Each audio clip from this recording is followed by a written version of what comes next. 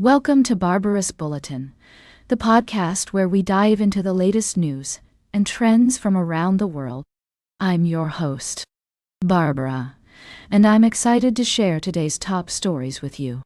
As we begin, let's take a closer look at the complex and ever-evolving relationship between the United States and Israel. A recent article by Emma Ashford, a columnist at Foreign Policy and a senior fellow with the Reimagining U.S. Grand Strategy program at the Stimson Center, sheds some light on this intriguing topic. According to Ashford, the current U.S. administration, led by President Trump, seems to be taking a unique approach to its dealings with Israel. While previous administrations have often been criticized for being too supportive of Israel, Trump's America First policy appears to prioritize American interests above all else. This means that the U.S. may not always see eye to eye with Israel on key issues, such as the conflict in Gaza or the Iranian nuclear deal. Now, it's essential to note that this shift in approach doesn't necessarily mean that the U.S. is abandoning its long-standing alliance with Israel. Rather, it suggests that the Trump administration is willing to make decisions based on what it believes is best for America, even if that means diverging from Israel's interests. This new dynamic has sparked a range of reactions, from concerns about the potential consequences for regional stability to hopes that it could lead to a more balanced and nuanced approach to Middle Eastern politics. As Ashford points out, Trump's willingness to walk away from deals that don't serve American interests could be seen as a refreshing change from the traditional approach, which often prioritized maintaining good relations with Israel above all else. Of course, this is a complex and multifaceted issue, and there are many different perspectives on what this means for the future of US-Israel relations. We'll continue to follow this story and provide updates as more information becomes available.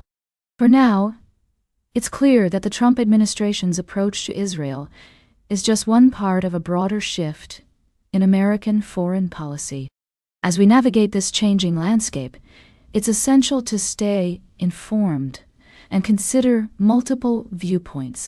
We'll be right back with more of today's top news on Barbarous Bulletin. Welcome back to Barbarous Bulletin. We're diving into the complex world of international politics and exploring a fascinating trend that's taking hold across the globe. Today, we're examining the rise of populist movements in former Warsaw Pact countries, where nations are increasingly rejecting their past alignments with the West and embracing a new wave of nationalism. As we delve into this story, it's essential to understand the historical context that has led to this shift. Countries like Romania, Hungary, and Georgia have experienced centuries of domination by empires, from the Ottoman Empire to the Soviet Union. The promise of national independence and self-rule was a driving force behind their initial enthusiasm for joining the European Union and other Western alliances. However, as these countries became more entrenched in global systems like the EU and financial globalization, they began to feel that their national identities were being eroded. The notion of a shared European identity, or a globalized economy, while appealing to some, has been met with skepticism by many who value their unique cultural heritage and traditions. The rise of populist leaders in these countries has been fueled by concerns about immigration, economic inequality, and the perceived threat to national sovereignty. In Romania, for example, George Simeon's surprise win in the first round of presidential elections has sent shockwaves through the political establishment. It's crucial to approach this topic with nuance and avoid simplistic explanations or biases. While some may view these populist movements as a rejection of democratic values or an embrace of authoritarianism, others see them as a legitimate expression of national pride and a desire for self-determination. As we navigate this complex landscape, it's essential to listen to the perspectives of people from these countries and understand their concerns and aspirations. By doing so, we can gain a deeper understanding of the forces driving this trend and its implications for global politics. The question remains, what does the future hold for these countries and their relationships with the West? Will they continue down a path of nationalism and isolationism? Or will they find a way to balance their unique identities with the demands of a rapidly changing world? Stay tuned for our final story of the day, right here on Barbara's Bulletin. Welcome back to Barbara's Bulletin. I'm your host, Barbara. As we wrap up today's show, we're going to delve into two significant stories that have been making headlines in the UK. First, let's talk about the recent announcement from the British government regarding migrants already in the country facing a longer wait for permanent settlement.